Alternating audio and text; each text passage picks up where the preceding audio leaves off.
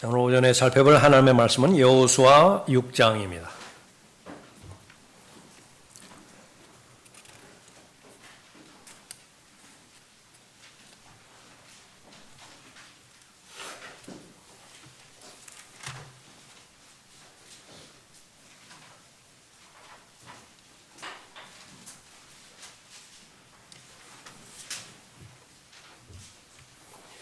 여호수아 6장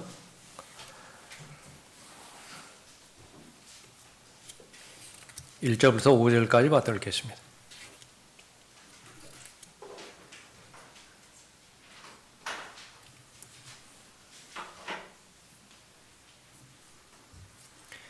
그때 여리코는 이스라엘 자손들로 인하여 굳게 닫혀 있어 아무도 나가거나 들어가는 자가 없더라.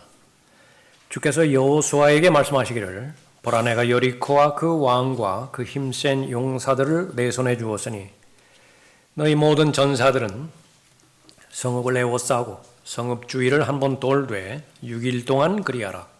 7 제사장들은 7 양뿔 나팔을 들고 궤 앞에 가고 7째 날에는 너희가 성읍을 7번 돌 것이며 제사장들은 나팔을 불지니라. 제사장들이 양뿔 나팔을 길게 불 때 너희가 그 나팔 소리를 들으면 모든 백성들은 큰 소리를 지를지니라.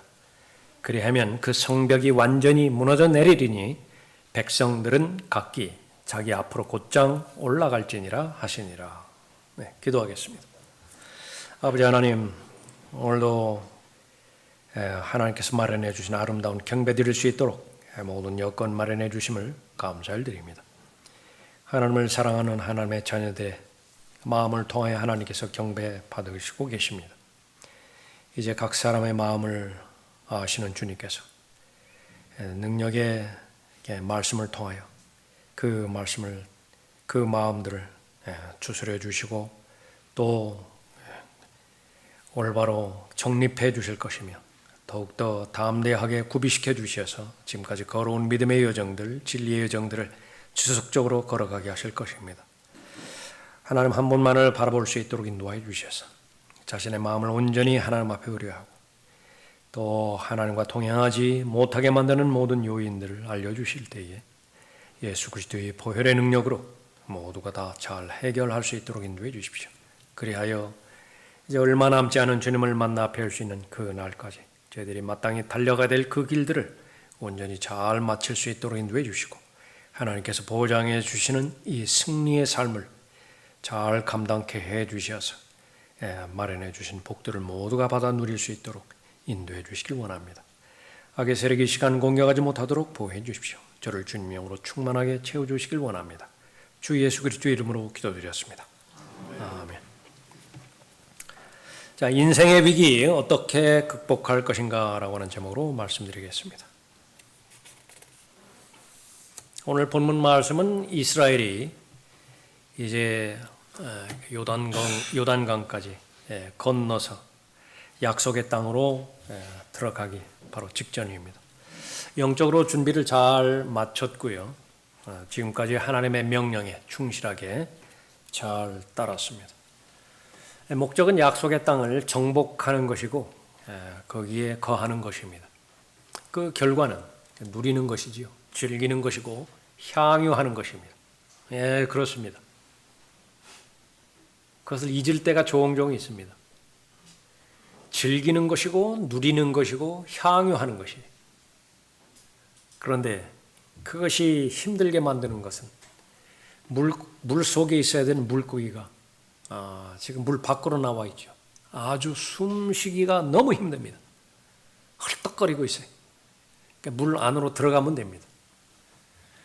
물 안으로 들어갔을 때 그 물이 오염되었을 때에 또 한계가 있겠죠.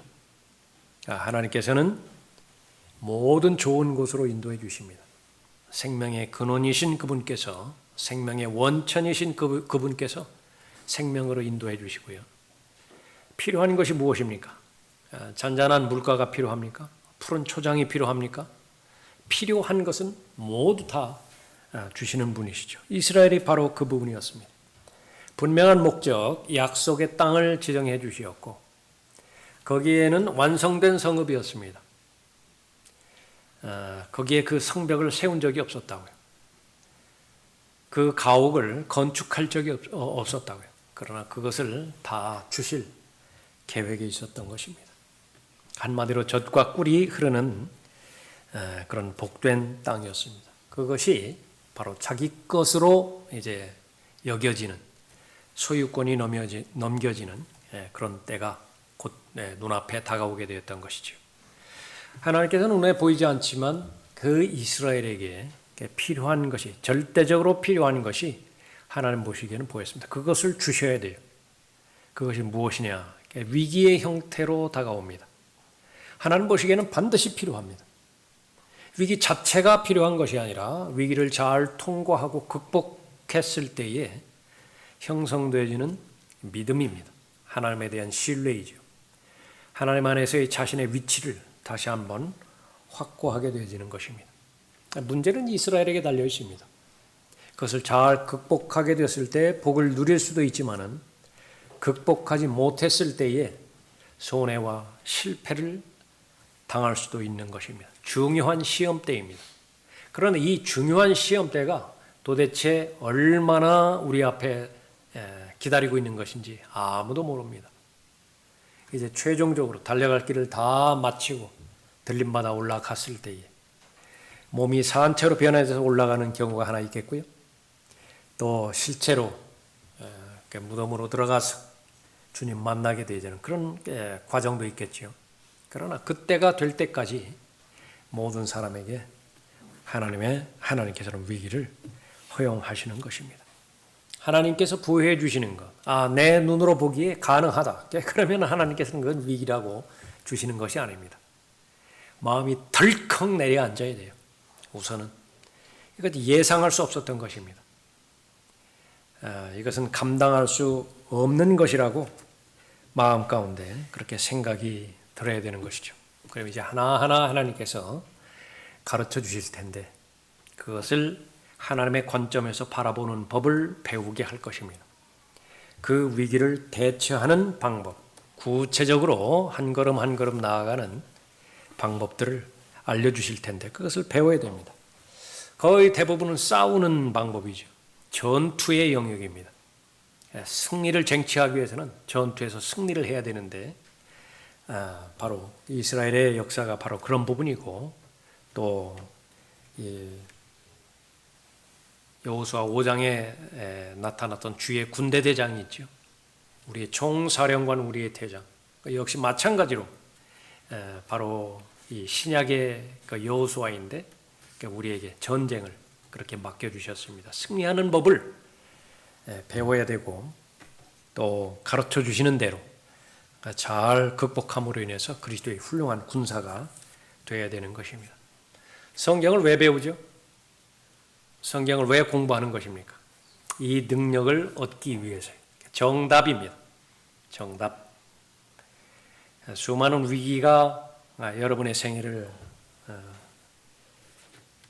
방해할 것인데 그것을 주춤거리게 만들 것인데 그것은 반드시 극복해야 되는 그런 부분입니다. 성경을 잘 공부했다라고 한다면 그것은 또 하나님의 말씀의 원리대로 하나님의 능력으로 잘 극복할 것입니다. 오늘 본문 말씀을 통해서 바로 이 이스라엘이 어떻게 이 위기, 하나님께서 허용하신 이 시험의 관문 어떻게 잘 통과했는지 살펴보도록 하지요. 위기의 때 정답은 하나님을 신뢰하는 데 있습니다. 자신을 바라보지 않고 사람 바라보지 않고 하나님을 신뢰하는 것입니다. 첫 번째로는 인생의 위기는 보편적이라고 하는 사실을 먼저 아는 것입니다. 아는 게 아니라 여자에게서 태어난 모든 사람 고생하려고 태어났다라고 하나님께서 선포하십니다. 선언하십니다. 성령으로 충만한 그리스도인은 암에 걸리지 말아야 됩니다. 성령으로 충만한 그리스도인은 재정적인 어려움에 걸리지 말아야 돼요. 사람의 생각대로라고 한다면. 그러나 그렇지 않습니다. 누구에게나 구원받은 사람이건 구원받지 않은 사람이건 성령으로 충만한 사람이건 아니면 성령을 슬프게 하는 사람이건 이 인생의 위기 그것은 누구에게나 닥치는 것입니다. 과연 그 인생의 위기가 어떤 동기에서 온 것인지를 아는 것이 중요한 것이고요. 그렇다고 한다면 어떠한 방법으로 이 위기를 극복해야 되는 것인지 선택하고 결심하는 것이 그 의미가 있는 것입니다. 1절 보십시오. 그때 여리코는 이스라엘 자손들로 인하여 굳게 닫혀 있어 아무도 나가거나 들어가는 자가 없더라. 피할 길이 없습니다. 건너뛸 방법이 없어요. 이 여리코를. 그러나 여리코는 바로 1절에서 기록된 것처럼 굳게 닫혀 있습니다. 강한 표현입니다. 아무도 나갈 수 없고 들어갈 수도 없는 것입니다. 그 당시에 여리코 가장 오래된 성읍이고요. 오래된 도시입니다. 크기로 보면 약 9,500평입니다. 만 평에 해당되지는 그런 부분이죠. 여러분이 아시는 것처럼 두 개의 견고한 방어벽으로 이루어졌는데 바깥벽 두께가 1.8m에 해당되지는 것이고 그 높이가 6m에 달합니다. 그 안에 내벽이 있는데 그 두께는 더 두껍습니다. 3.6m이고요. 그 높이는 9m에 달합니다. 3층 높이의 건물 3층 높이에 해당되지는 높이입니다. 그 두 벽 사이에 4.5m의 너비의 그 통로가 마련되어 있어 경비 용도로 그렇게 사용하고 있는 것입니다. 그것을 공격하는 수단이 있어야 되는데 성벽이니만큼 공성장비가 있어야 되겠죠. 그러나 전혀 없습니다. 아니면 전사가 그곳으로 침투하기 위해서는 그 성벽 위를 기어 올라가야 되는데 사다리는 필수적일 것입니다. 사다리도 없습니다. 아무것도 없는 상태입니다. 그것이 바로 우리가 인생을 살아가면서 직면하는 위기의 장애물들을 대표하는 것입니다. 얼마나 많은 어려움들이 있습니까? 우선 육신의 한계가 있죠. 사람들이 필요로 하는 것, 절대적으로 물이 필요하고 공기가 필요하고 또 절대적으로 건강과 체력이 필요한 것인데 얼마만큼 위기가 찾아옵니까? 오전에 잠깐 살펴봤지만은 평균적인 나이가 남자는 60세까지 건강한 삶을 살 수 있고요. 여자는 64세까지 건강한 삶을 살 수 있습니다. 그 건강한 삶이라고 하는 것은 일상적인 삶을 말하는 것이죠. 그 이후로는 바로 그 질병이든 아니면 여러 가지 환경의 여건이든 알아가면서 살아가는 것입니다. 아프면서 살아가는 것입니다. 고통스러운 삶을 살아가는 것입니다. 그리스도인에게는 하나님과 동행하고 하나님께서 맡겨주신 사역이 있죠. 이것은 혈과 육의 능력으로서는 불가능한 사역입니다. 그러나 얼마나 자주 바로 육신의 동기로 돌아가서 혈과 육의 동기와 능력으로 해보려고 애를 씁니까? 그때마다 어떤 세상 사회에서도 경험해 볼 수 없는 좌절감을 맛보게 되어집니다.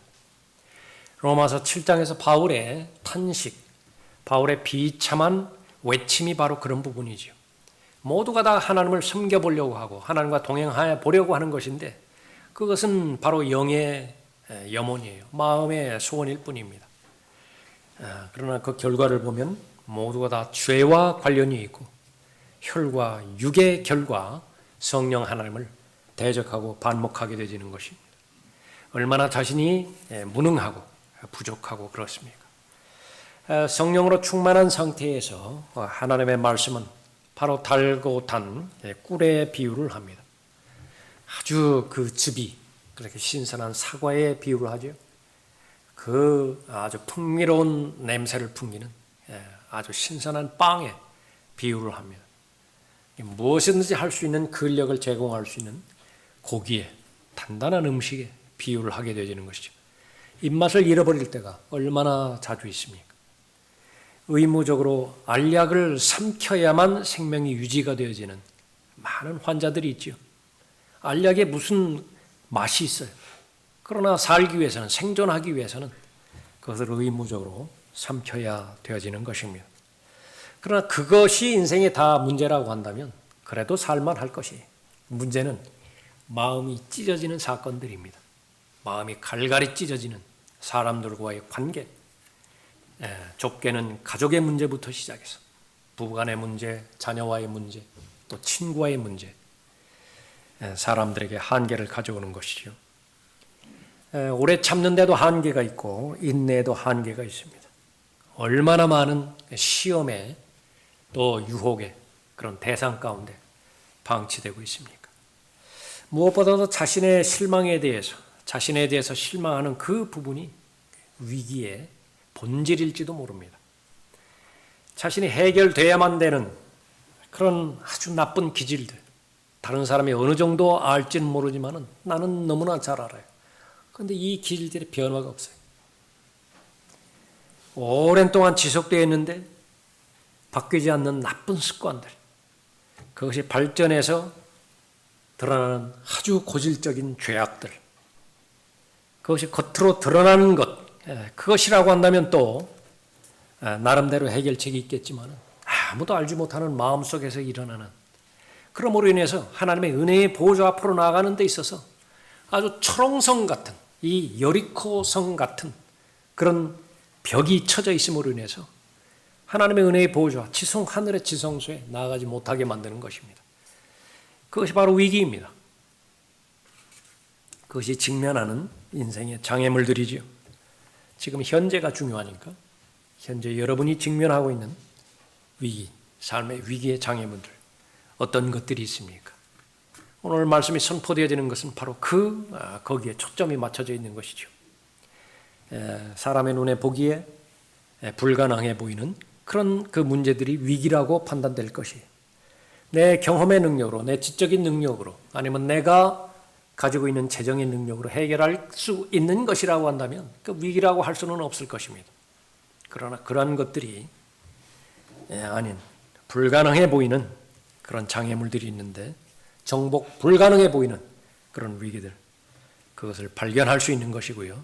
그것은 누구에게나 주어지는 것이라고 하는 사실을 우선적으로 아는 것입니다.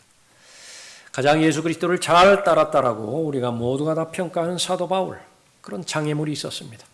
밖으로의 장애물들, 그 밖에서 만나게 되는 장애물도 결코 쉬운 것이 아닙니다. 그냥 바울이니까 극복할 수 있었겠지, 그렇게 생각하면 안 됩니다. 하루하루가 모두가 다 새로운 위기들입니다. 그 박해, 그것은 여러 해 동안, 여러 번 동안 받아왔으니까 이제는 능숙해지겠지. 이제는 익숙해졌겠지. 성경을 모르는 사람이에요. 아니, 사람 자체를 모르는 사람이에요. 사람의 마음이 그렇습니까? 여러 번 사람들로부터 상처받았다고 해서 지금 저 사람에게 받는 상처, 그것이 익숙해지던가요? 매번마다 새롭습니다. 더더군다나 자신의 질병, 하나님의 사역을 완성하기 위해서는 절대적으로 자신의 체력이 필요로 하고 건강이 필요한 것인데, 그 건강으로 인해서 위기를 경험하게 되었죠. 하나님의 뜻은 언제 어디서든지 하나님 한 분만을 신뢰하라는 데 있습니다. 그리스도인이 갖고 있는 능력은 하나님으로부터 나오는 것인데 그것은 믿음의 통로를 통해서 드러나는 것이기 때문에 그렇죠. 믿음이 필요 없는 사람은 없습니다. 그런 하나님의 능력을 필요로 하지 않는 사람은 없습니다.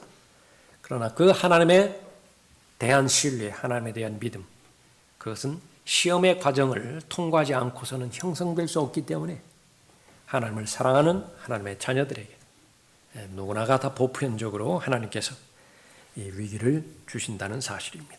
위기의 때에 사실로 받아들여야 되는 것입니다. 두 번째로는 인생의 위기의 답은 약속의 말씀에 있다라고 하는 사실을 아는 것입니다. 2절을 보십시오.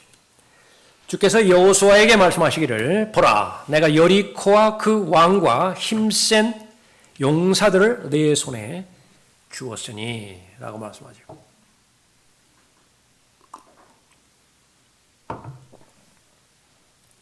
전쟁이 시작되지 않았음에도 불구하고 그 결과에 대해서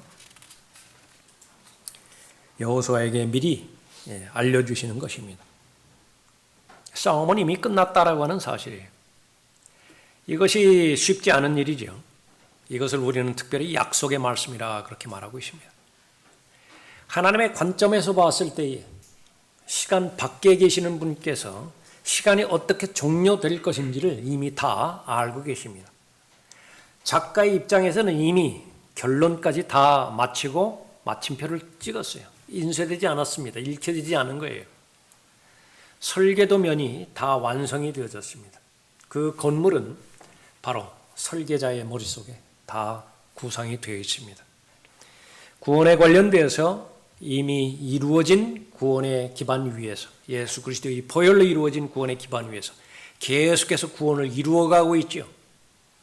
앞으로 그 구원은 완성될 것이지만 하나님의 관점에서 보면 이미 완성되었습니다. 이미 끝났어요. 그 결과는 이루어진 것입니다.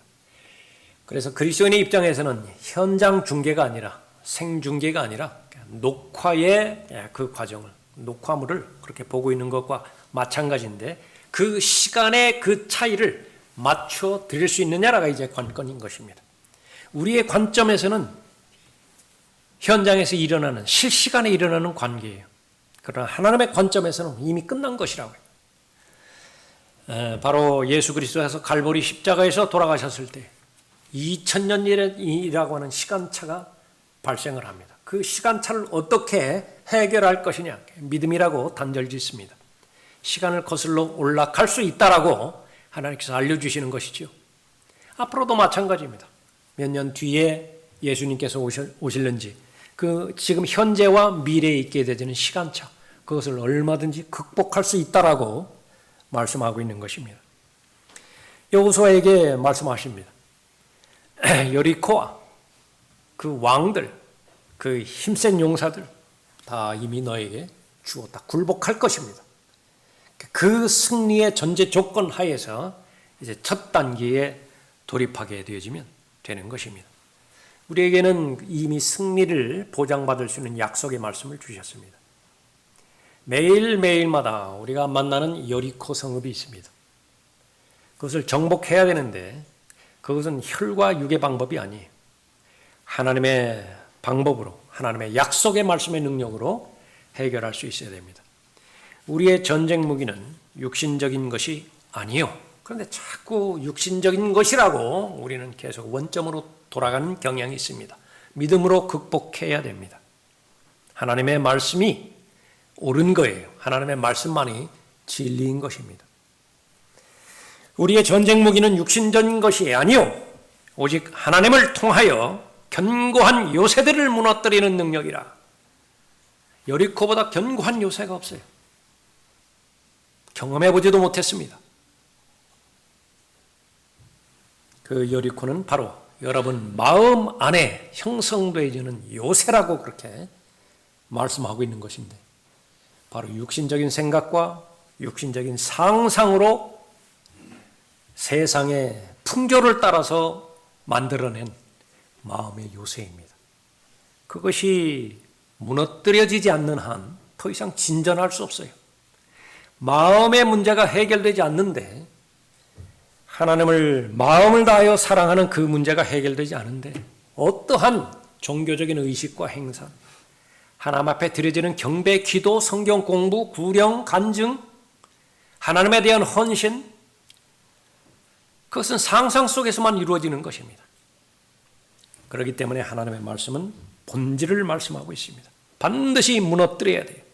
그 요새는 마음 안에 형성된 더 이상 믿음의 여정을 걸어가지 못하고 진전하지 못하게 만드는 방해하는 그 방해 요소, 삶의 위기, 그것은 반드시 무너뜨려야 되는 것인데 안심하라고 말씀하십니다. 그것은 내 능력에 달려있는 것이 아니라 하나님께 능력이 있다라고 말씀하는 거예요. 그것을 우리는 믿는 것입니다. 요새들을 무너뜨리는 능력이라 여러 가지 구상과 상상들을 말하는 거예요. 잡다한 생각들을 말하는 것입니다. 하나님을 아는 지식을 거역하여 스스로 축혀 세운 모든 높은 것들을 무너뜨리며 모든 생각을 사로잡아서 그리스도께 복종케 하니, 그리스도께 복종케 할 수 있는 능력이 성령 하나님께 있는 것입니다. 여러분을 하나님 앞에 헌신하라는 이유가 그거예요. 이기려면 헌신하면 되는 것입니다. 하나님의 자녀에게는 하나님께서 부여해 주시는 목표가 있죠. 이집트의 노예로부터 하나님의 능력으로 하나님께서 예비해 주신 구원자를 통해서 홍해를 건너서 구원받게 해주셨죠. 그러니까 목적이 뭐였죠? 무엇 때문에 불기둥의 인도를 받고 구름기둥의 인도를 받게 했습니다. 하나님께서 제시한 그 목표가 분명하게 약속의 땅 가나안이었는데 그 중에서 타협하는 사람이 있다고 한다면 어떻게 될까요? 하나님의 약속의 말씀은 고맙지만은 그러나 우리는 노예로부터 해방된 그 사실만으로도 만족할랍니다. 광야, 어떻게 이렇게 보니까 부족한 것 있는 것은 사실이지만 여기에 머무는 것도 이집트에 있는 것보다는 나을 듯 싶습니다. 그렇게 주저앉아 버리면 어떻게 되는 거죠? 하나님의 자녀들 역시 마찬가지입니다. 하나님의 구원의 목적, 그것은 진리의 지식에 이르게 하는 것이에요. 하나님은 모든 사람이 구원을 받고 진리의 지식에 이르는 것이라. 예수 그리스도는 길이요 진리요 생명이십니다. 유일한 진리가 되시고요. 그 안에는 지식과 지혜와 구속, 모든 것들이 다 담겨져 있죠. 그러니까 예수 그리스도를 잘 배우는 것이 바로 구원의 목적인 것입니다.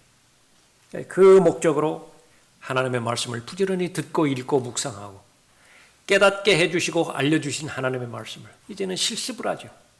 실행을 하는 것입니다.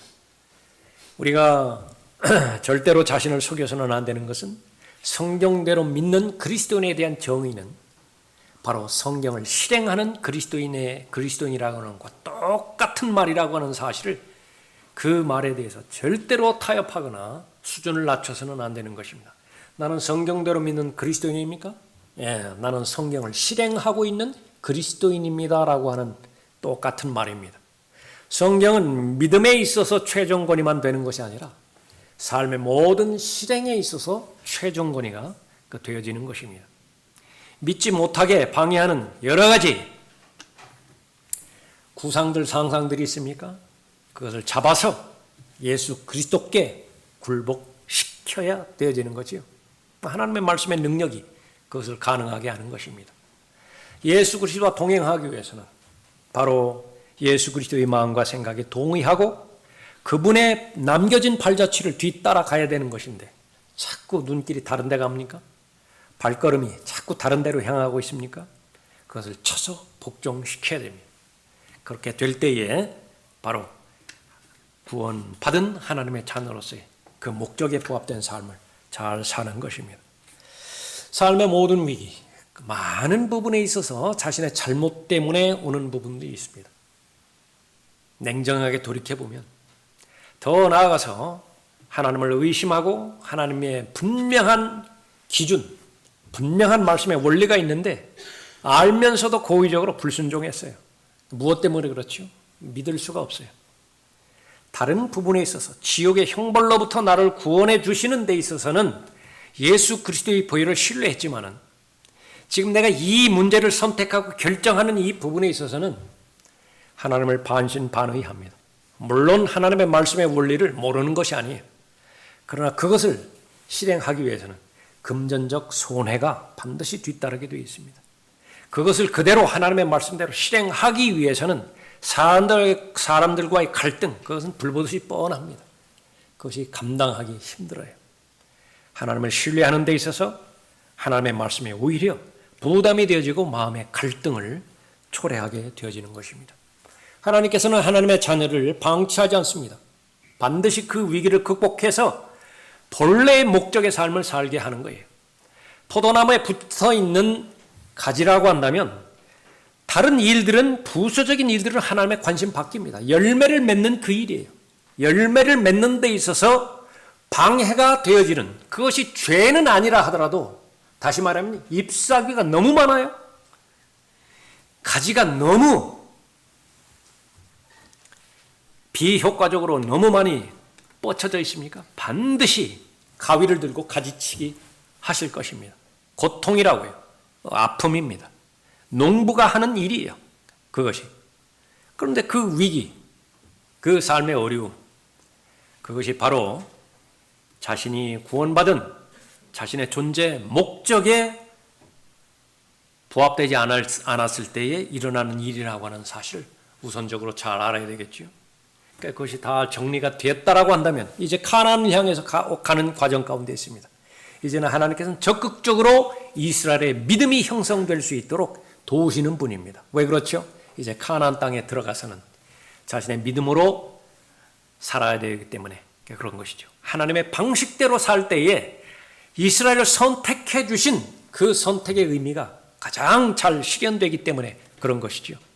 여러분에게 믿음이 형성될 때에 그것이 하나님의 방식대로 살아갈 수 있는 여건, 터전이 마련되는 것이고 그건 무한대로 열매를 맺을 수 있습니다.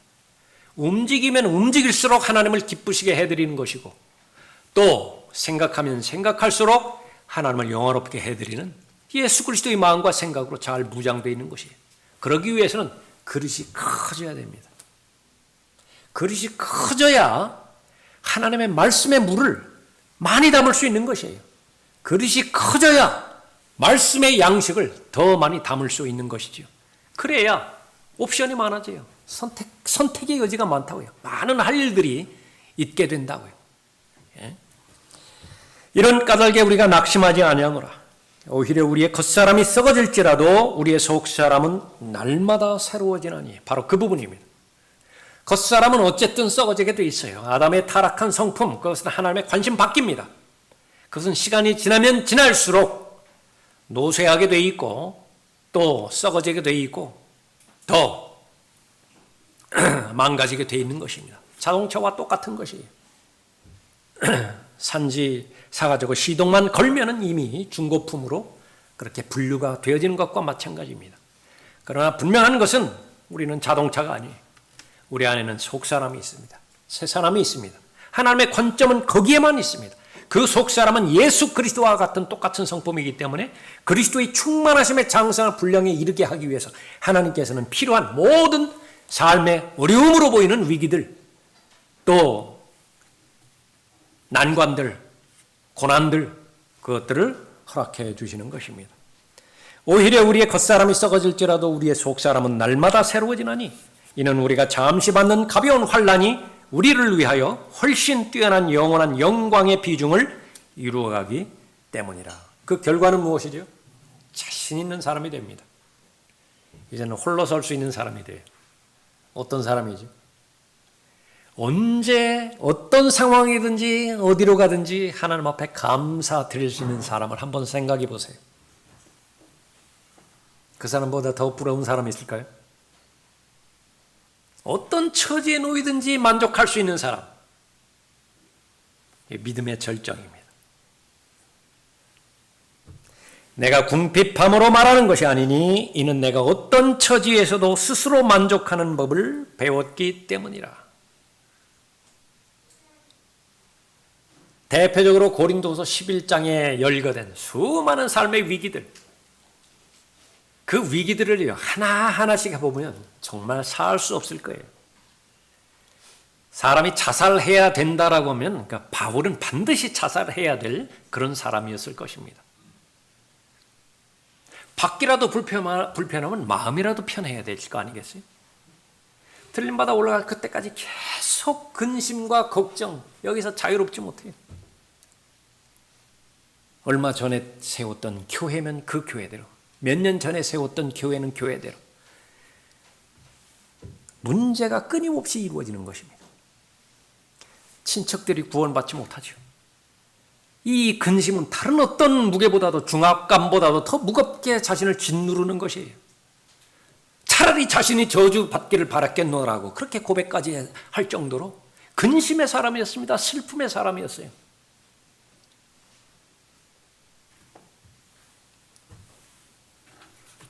다른 종족들로부터 이방인들로부터 박해를 받았다고 한다면 동족들로부터는 위로를 받아야 될 거 아니겠어요?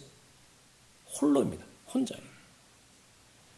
그러나 모든 과정들을 통해서 하나님께서 복을 받은 것을 입증하는 것인데 그것은 바로 스스로 만족할 수 있는 법을 배웠다라고 고백하는 것입니다. 나는 비천에 처할 줄도 알고 또 풍부함에 처할 줄도 알며 모든 처지와 모든 일에 있어서 나는 배부름과 배고픔과 풍부함과 궁핍함을 다 배웠노라.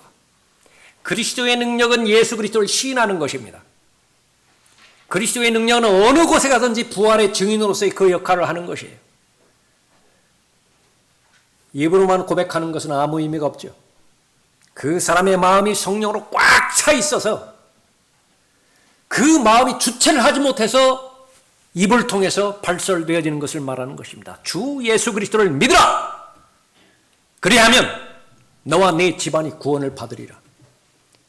사람으로 태어나서 절대로 가서는 안 되는 곳은 지옥입니다. 하나님을 기쁘시게 하는 사람이고 하나님을 만족시켜드리는 사람입니다. 자신에 대해서도 어떠한 삶의 위기가 닥쳐오고 삶의 어려움이 닥쳐오고 그렇다 하더라도 자신을 하나님께서 바라보시는 관점을 바라보는 거예요. 하나님께서 속사람을 바라보십니까? 나도 속사람을 바라보는 거예요. 하나님께서는 하늘에 계신 분으로서 모든 하나님의 자녀에게 그리스도와 함께 살아났으면 위에 있는 것들을 바라보고 마음에 품으라고 말씀하셨습니까? 이미 마음에 위에 있는 것들로 꽉 차 있어요.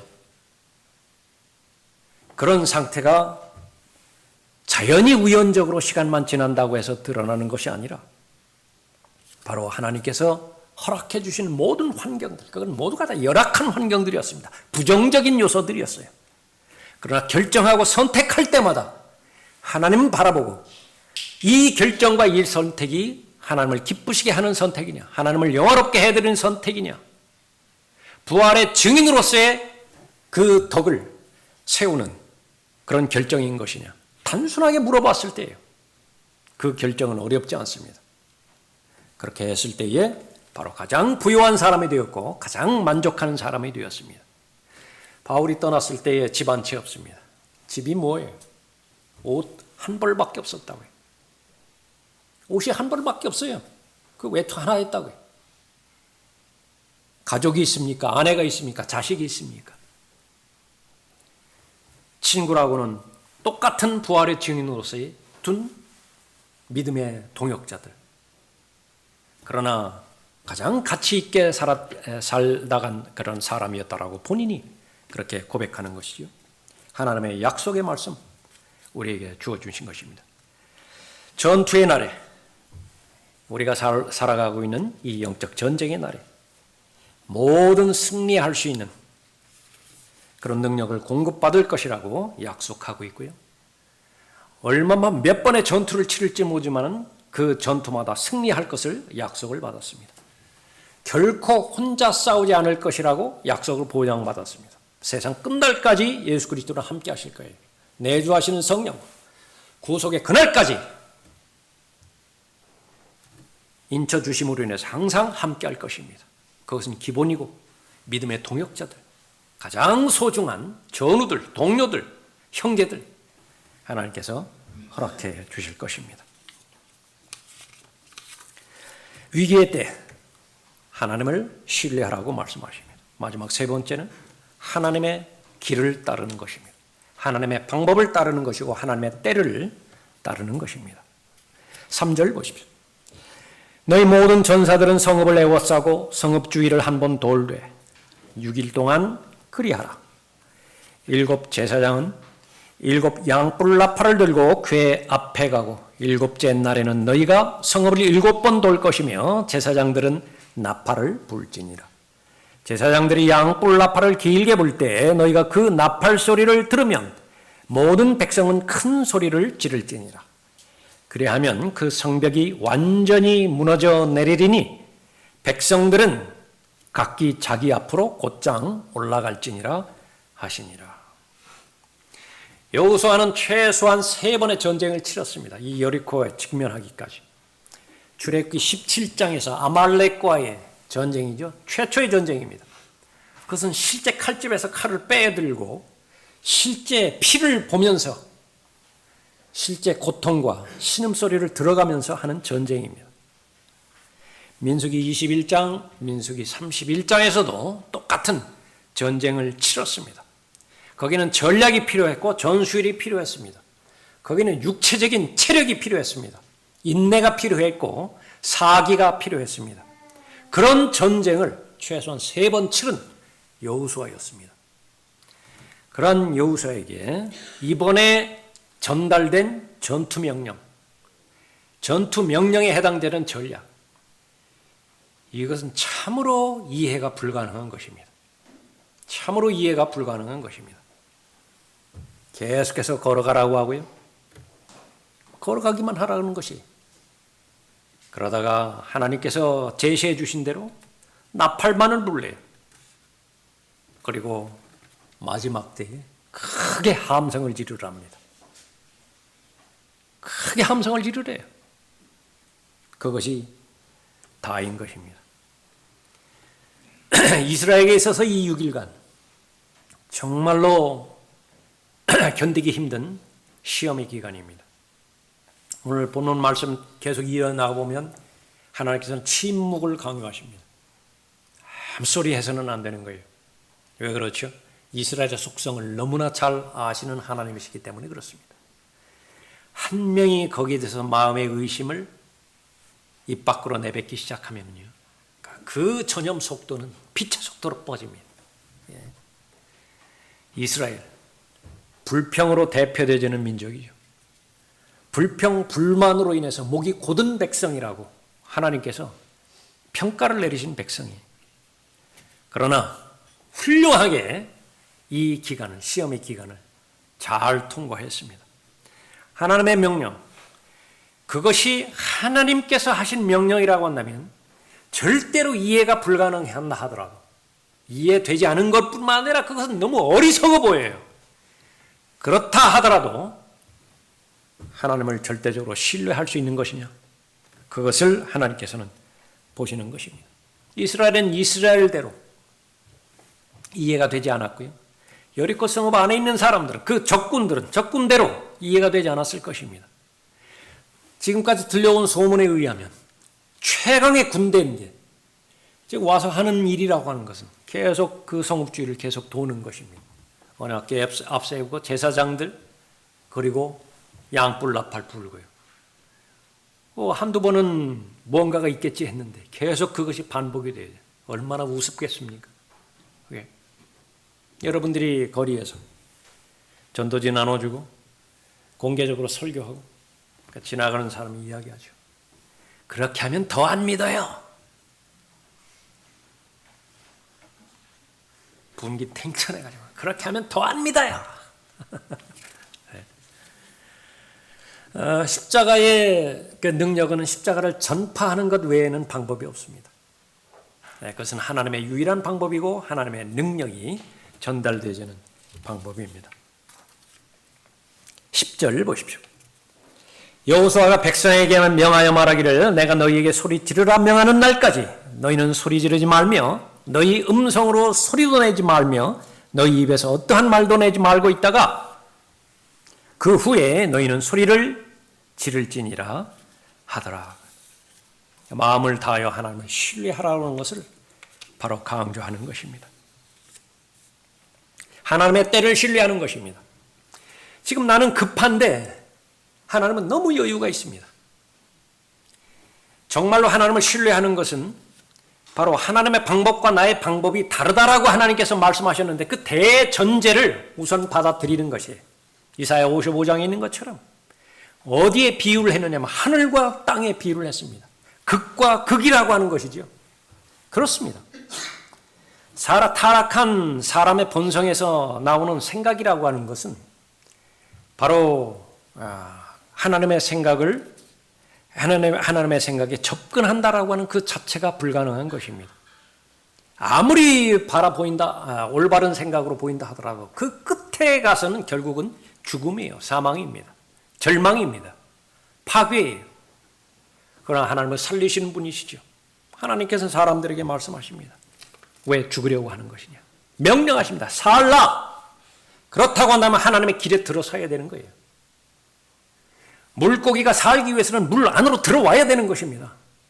물 밖에서 계속해서 온갖 수많은 방법들을 다 동원해보지만은 악인의 쟁기질은 악할 뿐이에요. 여러분들에게 적용해 보십시오. 지금까지 삶을 살아오는 동안에 하나님의 방법들, 제시된 방법들, 그 방법들을 알기 위해서 성경을 공부하는 것이죠. 그 하나님의 방법의 말씀을 통해서 이제는 원리를 알았습니다. 이제는 여러분이 구체적으로 삶에 현실에 적용을 해야 되어지는 부분입니다. 여러분의 가정부터 시작해서 여러분의 직업과 사업, 여러분의 공부, 여러분의 진로, 또 하나님께서 맡겨주신 구체적인 사역들, 과연 하나님의 방법인 것인가? 그 하나님의 방법이 실행되기 위해서는 반드시 전제 조건이 마귀의 공격이 있습니다. 그것은 육신을 통해서 치받는 것이에요. 어디까지가 나의 생각인 것인가? 그것을 계속해서 알고자 하는 마음으로 기도하고 은혜의 보좌 앞으로 나가 도움을 요청하시는 거예요.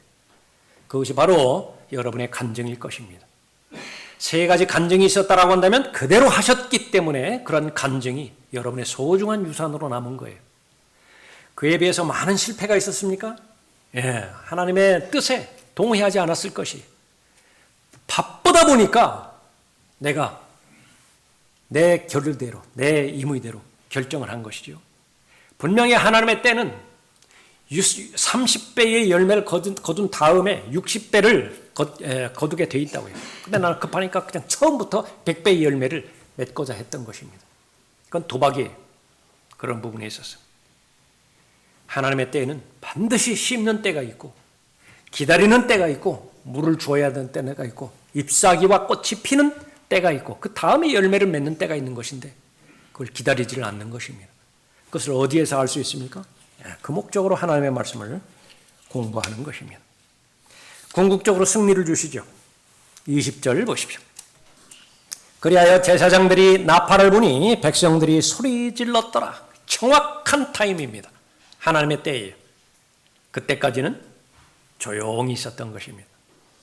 백성들이 나팔 소리를 듣자 큰 소리로 소리 지르니 성벽이 완전히 무너져 내린지라.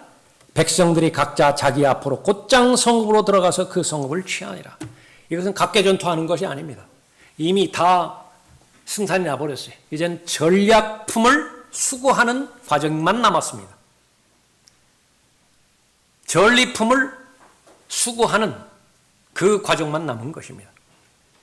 그들은 칼날로 성읍에 있는 모든 것을 완전히 멸하였으니 남녀노소와 소와 양과 나귀니라. 여러분 이야기로 돌아가십시오. 현재 직면하고 있는 여리코 성벽 같은 그 성벽은 무엇입니까? 나에게는 그런 성벽이 없습니까? 건강도 별 문제 없고 재정도 안정적이고 가정 문제도 별로 없습니까? 그것은 하나님의 관점이 아닙니다. 하나님의 관점은 무엇이에요? 하나님의 관점은 무엇입니까? 포도나무에 붙어있는 가지가 열매를 계속해서 더 많이 맺어가느냐라고 하는 것입니다. 열매를 더 많이 맺어가는데 별 어려움이 없어요? 예, 그것은 진정으로 감사의 내용입니다. 그러나 열매를 맺는 그 부분들이 발견되지 않는데 별 문제가 없는 것으로 여기고 있습니까? 예, 미지근한 상태입니다. 하나님께서 가장 역겨워하고 메스꺼운 사람이에요. 차라리 구원받지 않았고 차라리 하나님을 드러내놓고 대적하는 하나님을 모독하는 사람이 더 나을 것입니다. 하나님의 말씀에 따르면 그래요. 아무것도 하나님을 기쁘시게 해드리지 않고 하나님을 영화롭게 해드리지 않은 채에 아무런 삶의 문제의식조차 가지고 있지 않다. 그것이야말로 가장 커다란 위기입니다. 이미 문둥병에 걸린 거예요. 이미 온도가 서서히 높여져 가는 가운데 개구리가 거기서 삶아져 가고 있는 것입니다. 그것은 변화가 없습니다. 그것은 소망도 없습니다. 그러나 그런 기회를 한번 주시기 위해서 하나님의 말씀을 통해서 여러분에게 알려주시는 것입니다. 하나님의 의도예요. 하나님은 여러분을 아끼십니다. 여러분은 계속해서 죄의 패배나 하라고 예수 그리스도의 보혈이 십자가에서 흘려진 거 아니에요. 죄에게 패배는 하지만 궁극적으로 하늘나라에 갈 보장이나 주시려고 그렇게 갈보리 십자가에서 하나님의 진노를 받으신 것이 아닌 것입니다. 어떻게 태어난 여러분입니까? 반드시 죄로부터 매일매일마다 승리를 해야 되고요. 그 승리의 관건으로 인해서 하나님께서는 불가능하신 것이 없으시다라고 하는 그 고백을 여러분이 스스로 고백하고 여러분이 간증으로 그렇게 역할들을 하셔야 되는 것이죠. 여러분의 삶의 문제, 그것이 무엇이었든지 간에 하나님께서는 그 문제를 하나님의 능력으로 해결하기를 바라는 것입니다. 하나님의 방법을 요구하십시오. 하나님의 때 말씀하셨다고 한다면 그때까지 인내로 기다리십시오. 하나님의 약속의 말씀은 반드시 여러분을 통해서 그 약속을 실현하실 것입니다. 기도하겠습니다. 감사하신 아버지 하나님, 저희들을 예수 그리스도의 보혈로 구원하여 주시었고 구원의 목적에 부합된 하늘을 향해서 나아가고 있는 타국인의 신분을 다시 한번 확인케 해 주셨습니다. 잠정적으로 지나가는 이 순례자로서의 여정, 그것이 저희들의 삶의 목적이 아닙니다. 그러나 분명한 사실은 이 지나가고 통과해야 되는 이 나그네의 여정 가운데 얼마나 많은 삶의 어려움들, 위기와 또 고난들이 기다리고 있는 것인지 저희들은 잘 알지 못합니다. 그러나 그때가 올 때에 반드시 하나님을 신뢰하고 또 하나님을 의뢰함으로 인해서 하나님의 방법과 하나님의 때를 신뢰함으로 잘 극복하게 해 주셔서 하나님께서 원하시는 믿음이 형성될 수 있도록 각자의 성도의 마음 가운데 역사해 주시기를 간구를 드립니다. 가로막고 있는 여리고 성읍이 무엇입니까? 각자의 삶 가운데 그것이 강하게 버티고 있는데 어떤 경우에는 난공불락이 불가능한 그런 모습으로 비춰질 수도 있습니다. 그러나 그것은 상상입니다. 하나님께는 불가능한 일이 없습니다. 믿음으로 나아가게 해주시고 계속해서 하나님을 사랑하고 하나님의 진리의 말씀을 뜨거운 열정으로 자신의 마음 가운데 잘 간직하고자 하는 좋은 마음으로 하나님의 도움을 요청하는 또 하나님 앞에 감사를 드리는 귀한 시간으로 인도해 주시길 간구를 드립니다. 주 예수 그리스도 이름으로 기도드렸습니다. 아멘. 다 같이 일어나시겠습니다.